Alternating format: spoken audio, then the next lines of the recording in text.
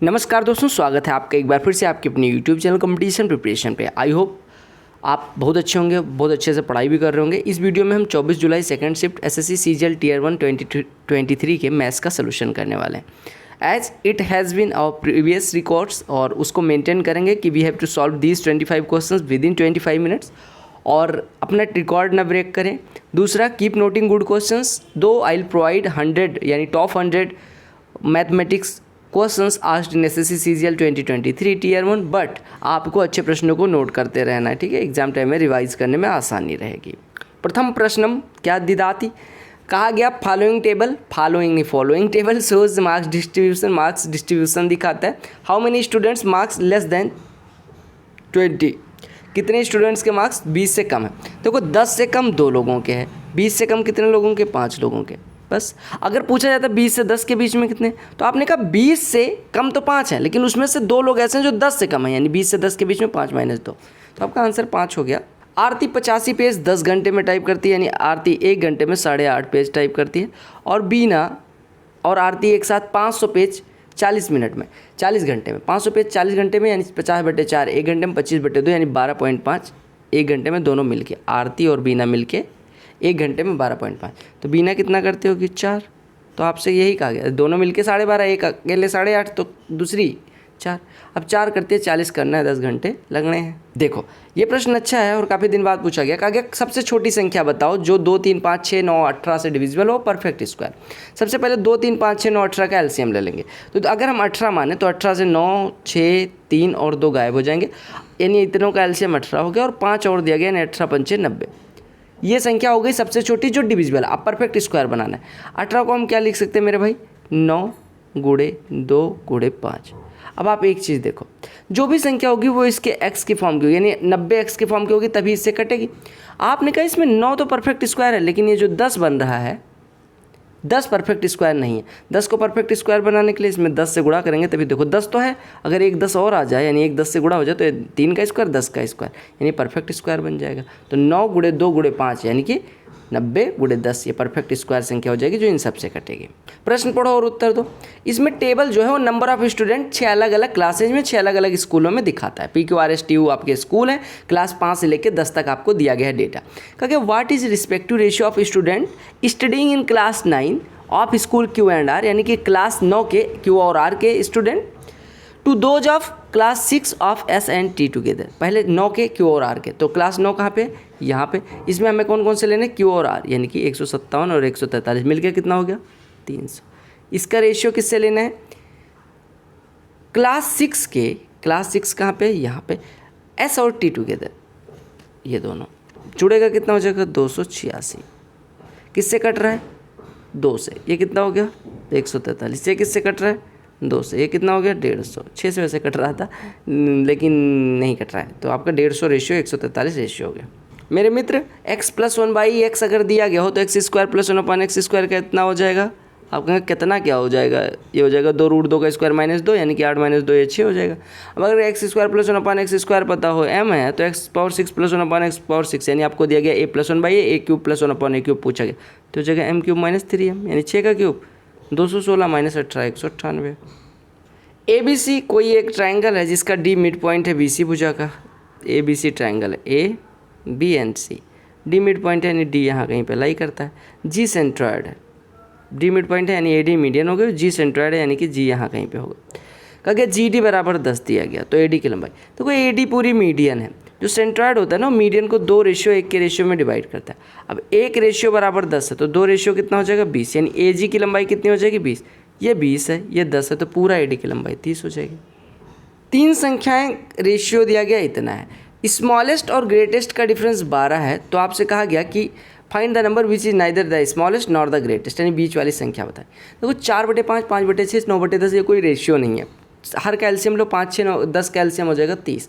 30 से मल्टीप्लाई कर दो, तो पहले वाले में 6 से मल्टीप्लाई होगा 24, दूसरे वाले में 30 से मल्टीप्लाई करोगे तो 5 बचेगा, यानी 5 × 5 = 25, और तीसरे वाले में 27।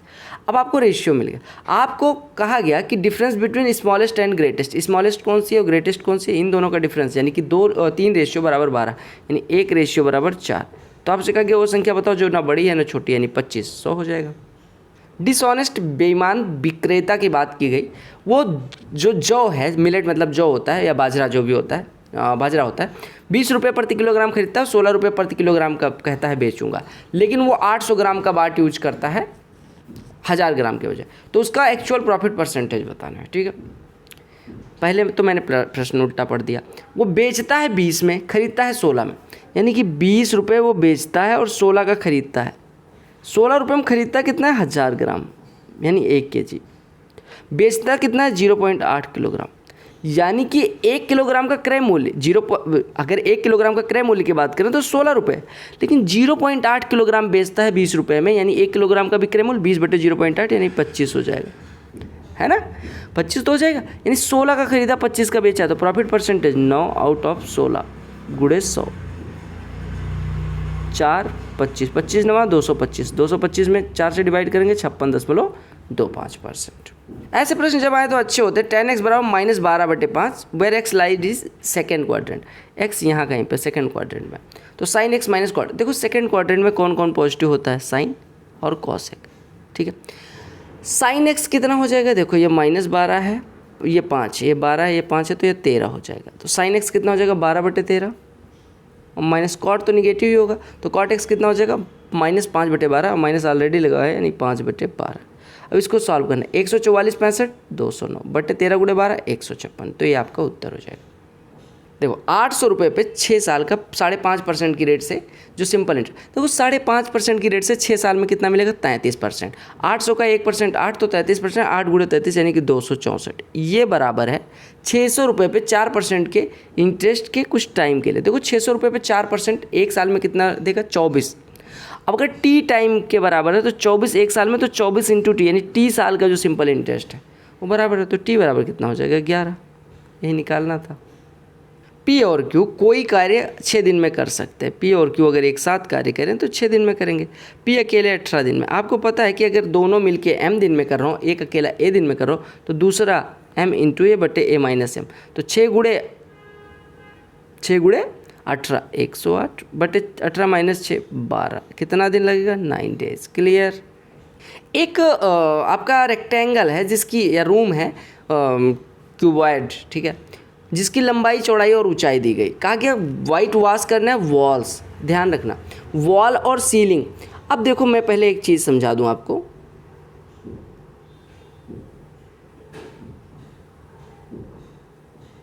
ये कोई कमरा है, ठीक है, आपको ये दिया गया 10, ये दिया गया 8, ये दिया गया 6, ठीक है।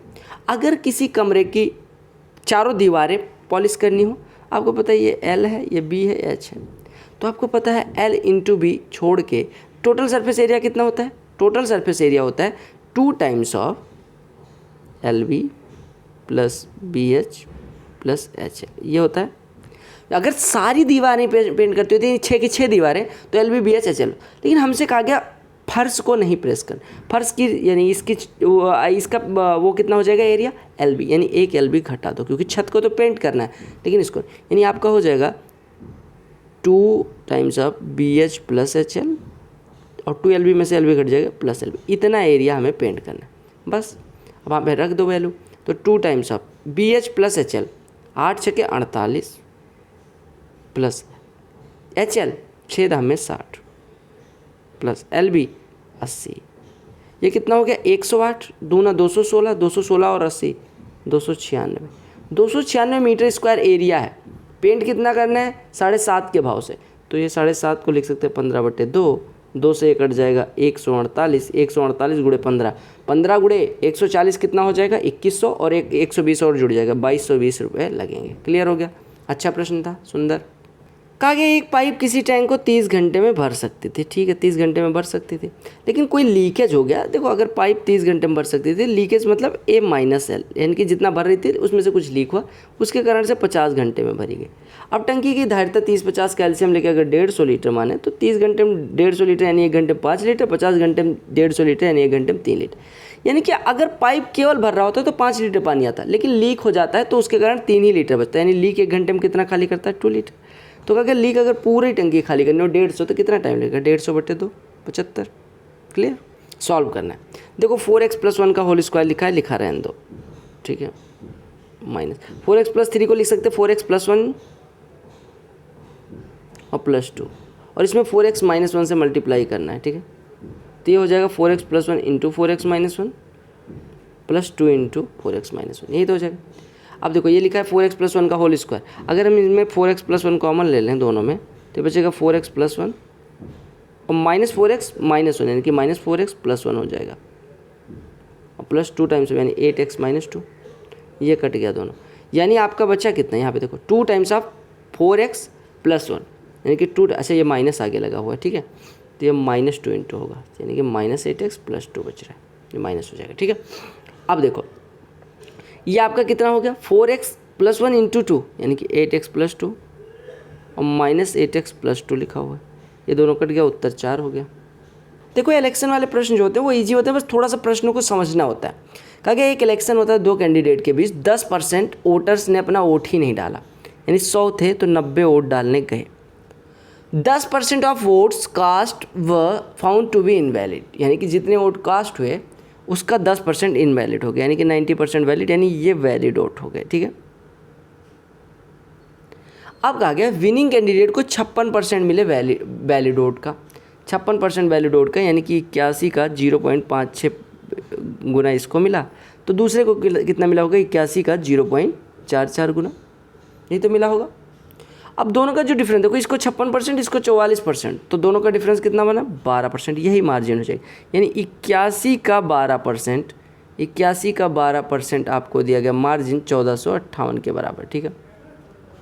तो काट पीट दो, 9 से काटोगे 9, 9 से काटोगे 9 का 9, 9 छके 162, फिर 9 से कटेगा 9 का 9, ये 18 हो गया, 12 से कटेगा 1.5, यानी कि 100% कितना हो जाएगा, अरे 81 गुणे 12/100 बराबर इतना, तो 1% कितना हो गया भाई साहब, अरे देखो यहाँ से 1% कितना हो गया, 81 का 12% आपको इतना दिया गया था, यानी 1% यहाँ से निकल के आ जाएगा, कितना हो जाएगा 150, 1% 150, तो 100% टोटल वोट थे, यानी कि 100% कितने हो जाएंगे 15,000। समझ आया ना, हमने 100 माना, 100 से 90, 90 से 81 है, 81 का फिर 56%, 81 का 44%, यानी 81 का डिफरेंस जो आया, मतलब मार्जिन जो है वो 81 का 12% है। 81 का 12% अगर कहा गया 2 आदमी एक स्थान से 9 और 12 की स्पीड से भागते हैं, पहला आदमी 20 मिनट ज़्यादा लेता है दूसरे आदमी से तो कवर करने के लिए, ठीक है।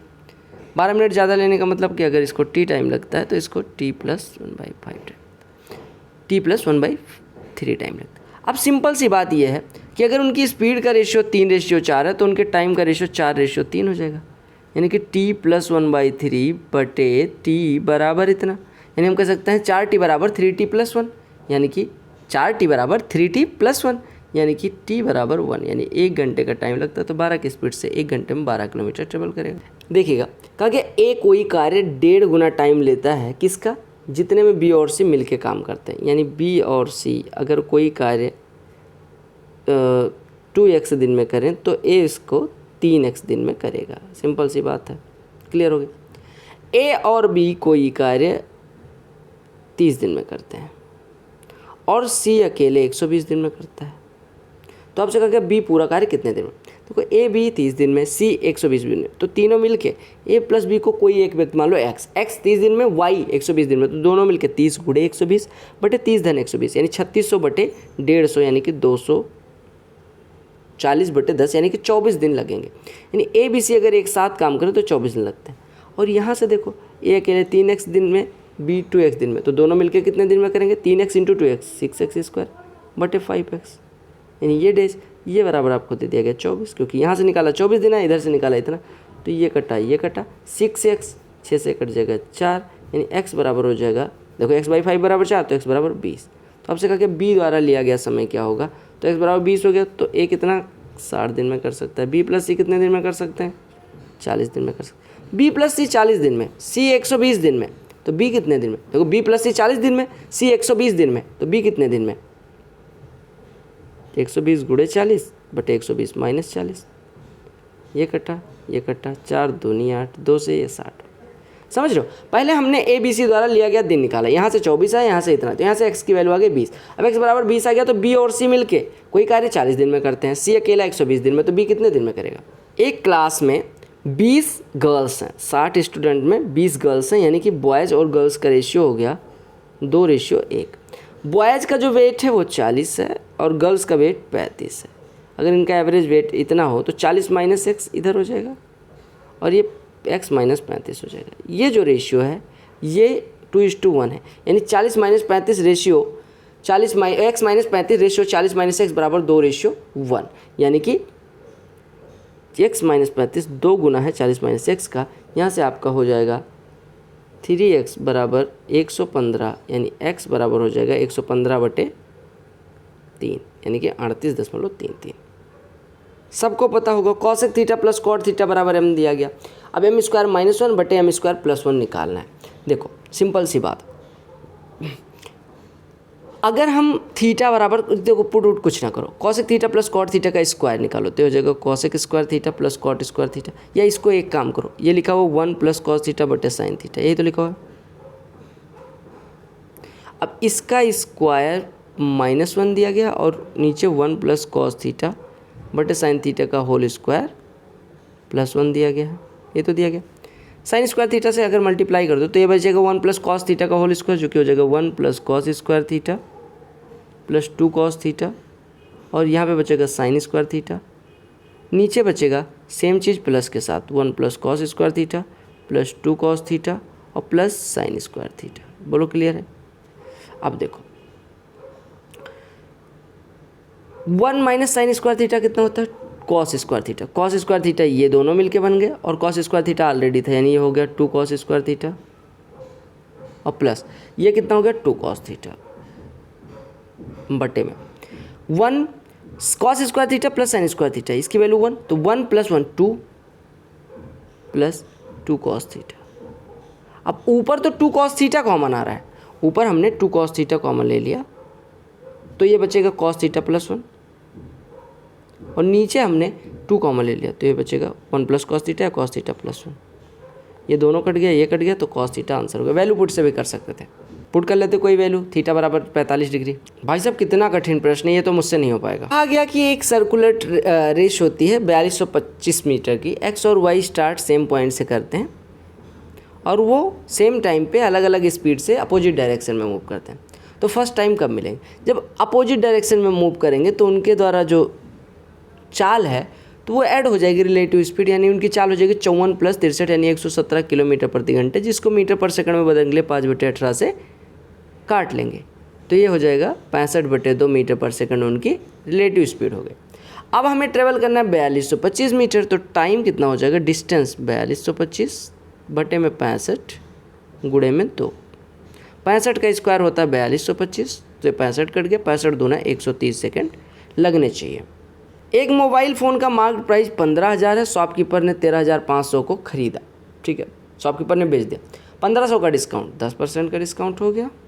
ये तो 5000 साल से प्रश्न पूछा गया, कहा गया कॉमन कॉर्ड की लंबाई क्या होगी? 2 सर्कल के 15 सेंटीमीटर और 13 सेंटीमीटर त्रिज्या वाले, जिनका सेंटर 14 सेंटीमीटर अपार्ट है। 14 देखो, अगर इनकी त्रिज्याओं के योग से उनके सेंटर के बीच की डिस्टेंस कम है, यानी distance between two centres of 2 circle is less than sum of their radii, तो इसका मतलब वो इंटरसेक्ट करें। हमें ये बताना है किसकी लंबाई? Common chord. अच्छा, कॉमन कॉर्ड की लंबाई नहीं कहता है, ये वाली जीवा की लंबाई। अब देखो सिंपल सी बात है, ये सेंटर मान लो यहाँ है, ये सेंटर मान लो यहाँ है, ठीक है।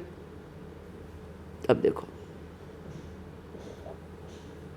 ये देखो, अगर ये वाली दूरी a हो तो ये 14 - a हो जाएगा, क्योंकि पूरी दूरी 14 है। हमें पता है ये रेडियस इसकी है जिसकी 13 वैल्यू दी गई, ये रेडियस इसकी है जिसकी वैल्यू 15 दी गई, ठीक है। अब अगर हम ये माने परपेंडिकुलर है, परपेंडिकुलर होगा तो इसको बाइसेक्ट करेगा, सिंपल सी बात है। अब एक चीज़ देखो, अगर मैं इसकी मतलब इसकी लंबाई कैलकुलेट करने के लिए इस ट्रायंगल में आ जाऊँ तो इसकी लंबाई कितनी मिल जाएगी हमें? यानी x मान लेते हैं थोड़ी देर के लिए, इसकी वैल्यू x है, तो x स्क्वायर बराबर हो जाएगा 15 का स्क्वायर माइनस a का स्क्वायर। और अगर दूसरे वाले यानी इस वाले ट्रायंगल से कैलकुलेट करूं तो ये हो जाएगा, कितना हो जाएगा? 13 का स्क्वायर माइनस 14 माइनस a का स्क्वायर। और दोनों जब एक ही वैल्यूज हैं तो सिंपल सी बात है, काम खत्म हो गया, दोनों को बराबर कर दो।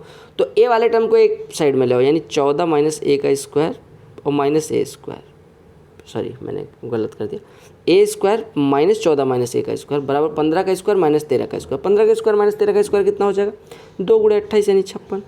अब देखो ए माइनस बी ए प्लस बी करोगे तो एक बार ए माइनस बी करोगे तो 2a माइनस 14 मिलेगा, और ए प्लस बी करोगे भैया तो ये 14 मिल जाएगा।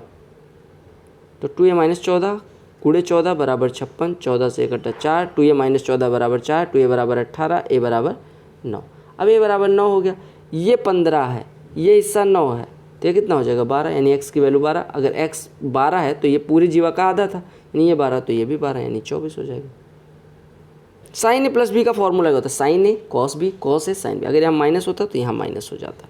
कॉस ए प्लस बी का formula cos A cos B minus sine A sine B. अगर कॉस ए माइनस बी होता तो cos A cos B plus sine A sine B होता है। Clear? I have told you an number of times कि tan a into tan b is equal to होता है 1 if sum of angles, क्या sum of angles is equal to 90 degree. A plus b 90, तो ये इसकी value 1, ये हो जाएगा 5 85 90, इसकी वैल्यू 1, 25 65 90, इसकी वैल्यू 1, और इंटू 1 1 हो। मिलते हैं अगली वीडियो में, तब तक के लिए bye, take care, love you all the very best for all, वंदे मातरम, जय।